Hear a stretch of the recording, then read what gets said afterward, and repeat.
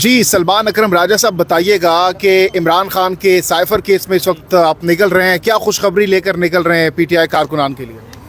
دیکھیں، ہماری استدعا عدالت کے سامنے یہ ہے کہ ایک قداور سیاسی شخصیت کو ایک بار پھر مشکوک طریقے سے سزا نہیں دی جا سکتی۔ جو بھی مقدمہ ہے سائفر کے حوالے سے ہو یا کسی اور حوالے سے ہو، وہ ایک شفاف طریقے سے پاکستان کے عوام کے سامنے چلنا چاہیے۔ پاکستان کے عوام کو بتائیے کہ کیا گناہ ہے، کیا چارج ہے اس شخص کے خلاف، اور اس کے خلاف جو گواہی، جو شہادت آپ کے پاس ہے وہ آپ بند کمرے میں پیش مت کریں، جہاں ایک جیل کے اندر 4 لوگ بیٹھے ہوں، جہاں خاندان کو آنے کی اجازت نہیں، جہاں میڈیا کو آنے کی اجازت نہیں، جہاں عوام کو آنے کی اجازت نہیں۔ یہ ایک بنیادی تقاضا ہے اب 21ویں صدی میں، جو دنیا جہاں میں قانون اور جو ایک فقہ اس حوالے سے ارتقاء کے ذریعے سامنے آئی ہے کہ انصاف ہوتا ہوا نظر آنا چاہیے۔ یہ نہیں ہو سکتا آپ کہیں کہ ایک بند کمرے میں، کمرہ نمبر 304 میں ہم نے انصاف کر دیا اور ایک شخص کو ہم نے سزا دے دی۔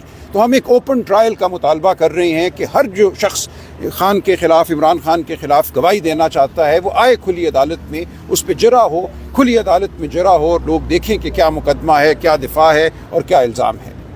تو آج ابھی آپ نکل رہے ہیں تو کیا دلائل دیے گئے اور کیا حکم جاری کیا گیا، کیا کنکلوژن ہوا آج کے سماعت کا؟ یہ عدالت نے، دونوں ممبران نے، جسٹس حسن اورنگ زیب اور جسٹس امن صاحبہ نے، انہوں نے کہا کہ جس طریقے سے یہ ٹرائل ہو رہی ہے، انہوں نے لفظ استعمال کیا بیزار، یعنی کہ یہ ایک عجیب و غریب طریقہ ہے ایک شخص کو یہ کہنا کہ تمہاری چونکہ جان کو خطرہ ہے اس لیے ہم تمہیں تمہارے بنیادی حقوق سے محروم کر دیں گے۔ جو تمہارا بنیادی حق ہے کہ ٹرائل کھلی عدالت میں ہو، وہ اس لیے تمہیں نہیں دیں گے کہ ہم سمجھتے ہیں تمہاری جان کو خطرہ ہے۔ یہ بالکل ایک ناقابل قبول بات ہے۔ یہ سرکار کا، حکومت کا، یہ ریاست کا فرض ہے کہ تحفظ یقینی بنائے، ایک کھلی عدالت میں ٹرائل چلے، وہاں پہ جو ایکیوزڈ ہے، جس کو آپ نے ملزم ٹھہرایا ہے، اس کو آ کے موجود ہونے کا موقع ہونا چاہیے۔ جو کوئی سیکیورٹی چاہیے یہ دینا، فراہم کرنا ریاست کا فرض ہے۔ اور عدالت نے یہ تمام بات جو ہے اٹارنی جنرل صاحب کو کہا کہ آپ نوٹ کر لیجئے، اور جس عجیب و غریب طریقے سے یہ ٹرائل چل رہی ہے وہ طریقہ آگے نہیں چلنا چاہیے، چونکہ اٹارنی جنرل خود آج پیش ہوئے۔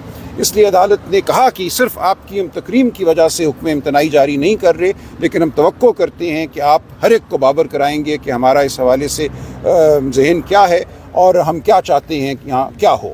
لہٰذا ہمیں اب پورا یقین ہے کہ آئندہ ہیئرنگ کے بعد ایک اوپن ٹرائل جو ہے، جہاں آپ سب موجود ہو سکیں گے، اس کا انعقاد ہوگا، تاکہ عوام کو، پاکستان کی باشعور عوام کو پتہ چلے کہ مقدمہ ہے کیا۔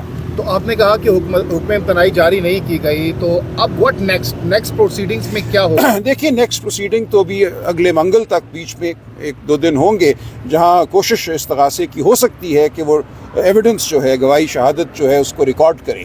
ہمارا موقف یہی ہوگا کہ اس حکم کے بعد آج جو کارروائی ہوئی یہاں عدالت عالیہ میں، اس کے بعد یہ ضروری ہے کہ ہم منگل تک انتظار کریں، اور جو بھی حتمی فیصلہ آتا ہے اس فیصلے کی روشنی میں آئندہ یہ ٹرائل چلے۔ کتنے پر امید اب تک کی سماعت؟ میں بہت پر امید ہوں، بہت اچھی سماعت ہوئی ہے۔ میں سمجھتا ہوں عدالت جن نکات کی طرف ہم نے نشاندہی کی، جن اصولوں کا، بنیادی اصولوں کا ہم نے اعادہ کیا، عدالت کی تائید مجھے بظاہر نظر آئی۔ ایز اے قانون دان پرسنلی سائفر کیس میں عمران خان صاحب کا کیا مستقبل دیکھ رہے ہیں؟ دیکھیں، اس ملک میں ہر طرح کے فیصلے ہوتے ہیں، ہوتے چلے آئے ہیں، بلکہ آج عدالت نے بھی یہ کہا کہ ہم ایک طرح سے سائیکلکل ایک موڈ میں ہیں، یعنی کہ ہم ایک گرداب میں ہیں، ہم چکر لگاتے رہتے ہیں اس ملک میں، اور پھر وہیں آ کے کھڑے ہو جاتے ہیں جہاں 50 سال پہلے تھے یا 70 سال پہلے تھے۔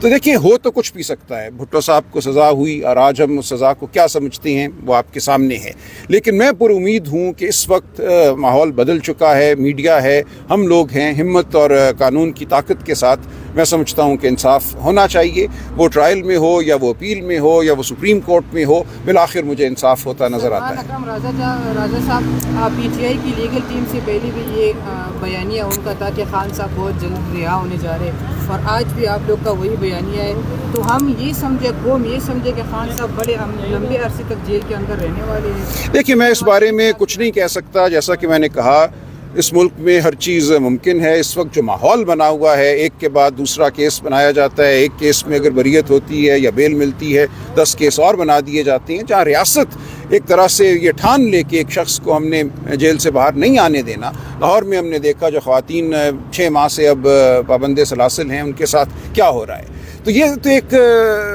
ریت چل پڑی ہے اس ملک میں، اور یہ پرانی ریت ہے۔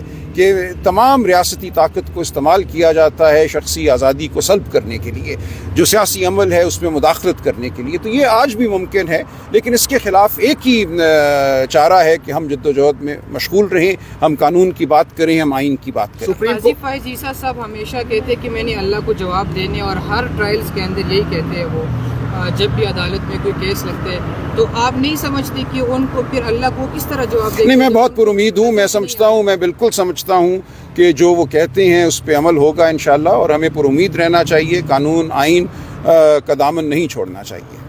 سپریم کورٹ سے پر امید ہیں آپ؟ میں پر امید ہوں۔ ٹھیک ہے، تھینک یو سر۔ شکریہ۔